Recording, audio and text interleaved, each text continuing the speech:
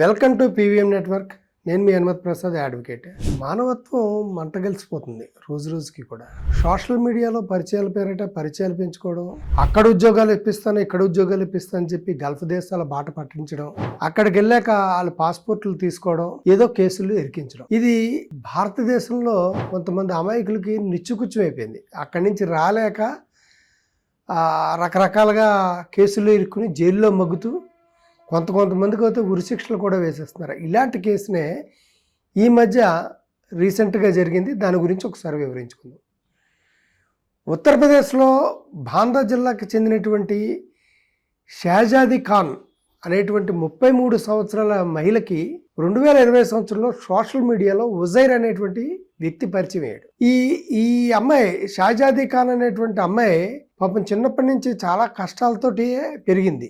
ఆ అమ్మాయికి చిన్నప్పుడే ఏదో వంట చేస్తుండగానో ఎక్కడో మొహం అంతా కాలిపోయింది కూడా. సో ఈ సోషల్ మీడియాలో వ్యక్తి పరిచయం అయ్యాక నేను నీకు అందమైనటువంటి జీవితం ఇస్తాను, వేరే ప్రాంతాలకు తీసుకెళ్లి మంచి చికిత్స చేయిస్తానని చెప్పి నమ్మబలికాడు. సో ఆ మాటల్ని షాజాదీ ఖాన్ బాగా విశ్వసించింది.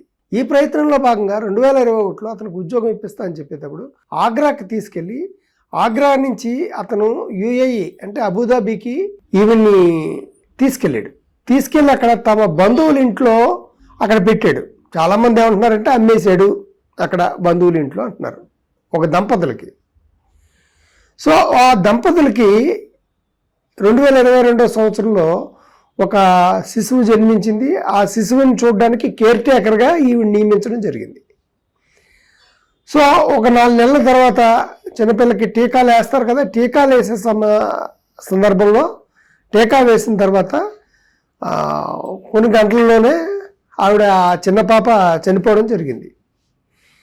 ఈ చనిపోవడానికి ఈవిడే కారణం అని చెప్పి ఈ అమ్మాయి ఎవరు షాజాదీ ఖాన్ పాపం బతుకు తెరువు కోసం ఎవరైతే ఇక్కడి నుంచి ఉత్తరప్రదేశ్ నుంచి అబుదాబీకి వెళ్ళారో ఒక అమాయకురాలని బుక్ చేశారు. ఈవిడే కారణం అని చెప్పి. ఎంత దారుణం!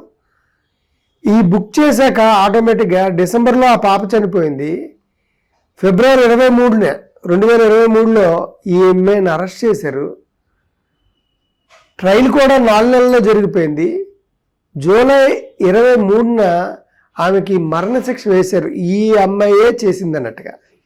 యాక్చువల్గా డాక్టర్స్ ప్రిస్క్రిప్షన్ ఇచ్చినట్టుగా ఏదో మందులు వాడకపోవడం వల్ల ఆ పిల్లలు చనిపోయింది, కానీ తన నేరం ఏమి లేదని చెప్పి ఆమె గగ్గోలు పెడుతుంది. అయితే ఆవిడ ఆ నేరాన్ని ఒప్పుకున్నట్టుగా వీళ్ళు ఒక రికార్డ్ చేసి వీడియోని కోర్టులో ప్రవేశపెట్టారు. ఆ అమ్మాయి చెప్పేది ఇది కొట్టి బలవంతంగా హింసించి ఆ మరణానికి తనే కారణం అని చెప్పి తను చేయించిందని. అక్కడ గల్ఫ్ కంట్రీస్లో చట్టాలు చాలా కఠినంగా ఉంటాయి. అందువల్ల విచారణ కూడా 4 నెలల్లోనే జరిగిపోయి 4 నెలల్లో శిక్ష వేసిందంటే అర్థం చేసుకోండి.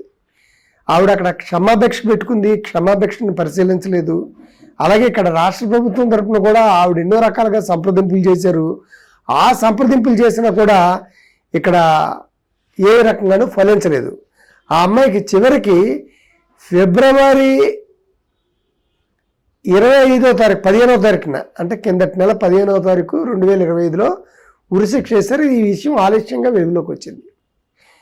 ఆమెకి చివరి కోరికగా మాట్లాడుకోమంటే ఫిబ్రవరి 14వ తారీఖున తన తండ్రితో మాట్లాడింది. ఏమైనా మాట్లాడిందంటే ఈ నేరం నేను చేయలేదు, ఇంకా నేను మాట్లాడడానికి అవ్వదు, ఇంకో కొన్ని గంటల్లో నన్ను ఉరి తీసేస్తారని ఉద్యుక్త స్వరంతోటి ఆవిడ చాలా బాధపడుతూ చెప్పింది. సో ఏ నేరం చేయకుండా కనీసం ఒక పొట్టగూడు కోసం వెళ్ళినటువంటి పేదలకి ఇలాంటి పరిస్థితులు మరెన్నో తెలిసినవి కొన్ని, తెలియక జరిగినవి కొన్ని. సో ఇక్కడ చెప్పేది ఏంటంటే ఇలాంటి గల్ఫ్కి పంపిస్తాం, ఉద్యోగాలు ఇప్పిస్తాం అనేటువంటి చెప్పేటువంటి బ్రోకర్ల చేతుల్లో మీరు ఎవరో పడకండి. ఎందుకంటే అక్కడ తీసుకెళ్ళినా ఇమ్మీడియట్గా మీ పాస్పోర్ట్లు తీసుకుంటారు, వెట్టి చాకరీ చేస్తారు, ఏదైనా వస్తే గట్టిగా మాట్లాడితే నేరాన్ని మోపుతారు. ఈ చివరి సందర్భంలో ఆ పిల్ల తల్లిదండ్రులు బాధ వర్ణనాతీతం. వాళ్ళు ఏం చేశారంటే కడసారి మా అమ్మాయిని చూసుకోవడానికి అవకాశం కల్పించండి. వాళ్ళు అంత ధనికులు కాదు, వెళ్ళడానికి దుబాయ్ ఎలాగెళ్ళాలో తెలీదు, ఏ రకంగా వెళ్ళాలో తెలీదు. అటువంటి పరిస్థితుల్లో కేంద్ర ప్రభుత్వం ఢిల్లీ హైకోర్టులో వాళ్ళు పిటిషన్లు వేశారు. మా అమ్మాయిని కడసారి చూసుకునేందుకు అవకాశం ఇప్పించండి. ఈ ఢిల్లీ హైకోర్టు ఏం చేసిందంటే కేంద్ర ప్రభుత్వాన్ని సంప్రదించింది. కేంద్ర ప్రభుత్వాన్ని సంప్రదించాక కేంద్ర ప్రభుత్వం ఏం చేసిందంటే వీళ్ళకి దుబాయ్ వెళ్ళి ఆ అమ్మాయి అంత్యక్రియలకి చూడడానికి ఏర్పాటు చేసింది. ఈ నెల 5వ తారీఖున, మార్చి నెల 5వ తారీఖున ఆ అమ్మాయికి అంత్యక్రియలు జరుగుతున్నాయి. అంత్యక్రియలకి ఆవిడని పంపించడానికి ఏర్పాట్లు చేశారు. ఇలాంటి కథలు ఎన్నో. అంటే నిజంగా చూసుకుంటే చాలా బాధేస్తుంది. ఆమెకి చిన్నప్పటి నుంచే కష్టాలే. భగవంతుడు ఆమెను చిన్న చూపు చూశాడు. ఆమెకి ముఖం అంతా కాలిపోయింది చిన్నప్పుడే. నిరాదరణకు గురైంది. ఏదో ఉద్యోగం ఇప్పిస్తా అని చెప్పి ఒక వ్యక్తిని సోషల్ మీడియాలో పరిచయం అవుతే ఆ వ్యక్తిని నమ్మి అక్కడికి వెళ్ళి చివరికి ఆమె మళ్ళీ తిరిగి రాకుండానే తిరిగి రాని లోకాలకు వెళ్ళిపోయింది. దేశం కానీ దేశంలో ఉరిశిక్ష వేసి బంధువులకు కానీ మిత్రులకు కానీ స్నేహితులకు కానీ కడచారు చూపు లేకుండా వెళ్ళిపోయింది. తల్లిదండ్రులు మాత్రమే వెళ్తున్నారు. ఇకపోతే ఆ అమ్మాయికి సోషల్ మీడియాలో ఎవరైతే పరిచయం అయ్యి ఆ తర్వాత అక్కడికి అబుదాబికి తీసుకెళ్ళి కేర్ టేకర్ కింద ఉద్యోగం వేయించాడో లేకపోతే అమ్మేశాడో, కొన్ని ఛానల్స్ అమ్మేశాడు అంటున్నాయి. సో మనకు పూర్తిగా తెలియకుండా మనం మాట్లాడకూడదు. వాళ్ళ మీద బాందా చీఫ్ జ్యుడిషియల్ మ్యాజిస్ట్రేట్ కోర్టులో కేసు నమోదైంది. వాళ్ళని కూడా ఏదో రకంగా ఇక్కడికి రప్పించి పట్టించుకోవడం అనేది జరుగుతుందని, కనీసం వాళ్ళని శిక్షించినప్పుడైనా ఆ అమ్మాయికి ఆత్మకి శాంతి కలుగుతుందని భావిస్తూ ఈ వీడియో కనుక మీకు నచ్చితే లైక్ చేయండి, షేర్ చేయండి, సబ్స్క్రైబ్ చేయండి.